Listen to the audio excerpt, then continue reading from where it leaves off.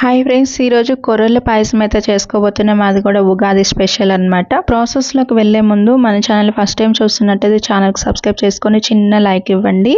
కొర్రల్ని first మనం అది కూడా ఒక 18 గంటలు అయితే నానబెట్టుకోవడం జరిగింది. మనమైతే మీరైతే ఒక 8 గంటలు లేదా ఒక 10 గంటలు నానబెట్టుకునేటట్టయితే ఒక గ్లాసు కొర్రలకి 4 గ్లాసులు వాటర్ పోసుకొని 4 విజిల్స్ అయితే రానిచ్చుకోండి. అప్పుడు మీకు కరెక్ట్గా ఉడుకుతుంది అనమాట. చూసారు కదా, ఈ గ్లాస్తో మనం ఒక గ్లాస్ తీసుకున్నాము.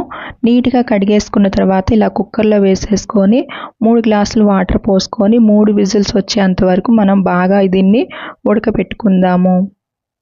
మనమైతే ఖర్జూరాన్ని అయితే తీసుకుంటున్నాము. ఖర్జూరం కూడా ఒక 500 గ్రాములు అయితే తీసుకున్నాము. దీన్ని మెత్తగా మిక్సీ పట్టుకోవాలి. అలా పట్టుకున్న తర్వాత అది కూడా మనకి దీన్ని ఫిల్టర్ చేసుకోవాలన్నమాట. నీట్గా వచ్చేంత వరకు ఫిల్టర్ చేసుకుంటే మెత్తగా వచ్చేస్తుంది. ఖర్జూరానికి బదులు బెల్లమైనా తీసుకోవచ్చు మీరు. చూస్తున్నారు కదా, కొర్రలు అనేది మనకి ఉడికిపోయాయి అన్నమాట. అది కూడా మనం ఎక్కువసేపు నానబెట్టుకున్నాము కాబట్టి మనకి చాలా తొందరగా అది కూడా 3 విజిల్స్కే ఉడికిపోయింది. ఇప్పుడు దీన్ని కూడా కొంచెం సేపు ఆరనిద్దాం, పక్కన పెట్టేసుకుందాం. పాలు కూడా ఈ గ్లాస్తో అయితే తీసుకున్నాం అనమాట. కొర్రలు ఏ గ్లాస్తో తీసుకున్నామో అదే గ్లాస్తో పాలు కూడా ఒక గ్లాస్ తీసుకున్నాం. వీటిని ఒక్కసారి పొంగొచ్చేంత వరకు హై ఫ్లేమ్లో పెట్టుకొని పొంగనిచ్చుకోవాలి. చూస్తున్నారు కదా, ఇలా పొంగొచ్చిన తర్వాత ఇప్పుడు దీంట్లోకి ఖర్జూరం పేస్ట్ అనేది వేసేసుకోవాలి. ఒకసారి ఇలా వేసేసుకున్న తర్వాత దీన్ని మొత్తాన్ని కలిసేంత వరకు కూడా కలుపుకోవాలి. గ్యాస్ అనేది మీడియంలోనే ఉండాలన్నమాట.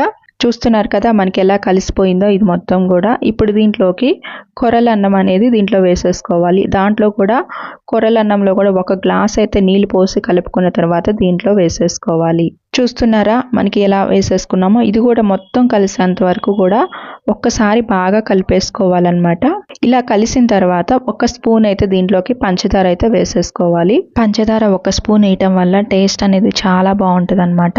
దీన్ని మొత్తాన్ని కూడా ఒకసారి బాగా 1 మినిట్ అట్లాగా కలిపేసుకున్న తర్వాత ఒక 5 నిమిషాలు అయితే దీన్ని బాగా ఉడకనివ్వాలన్నమాట.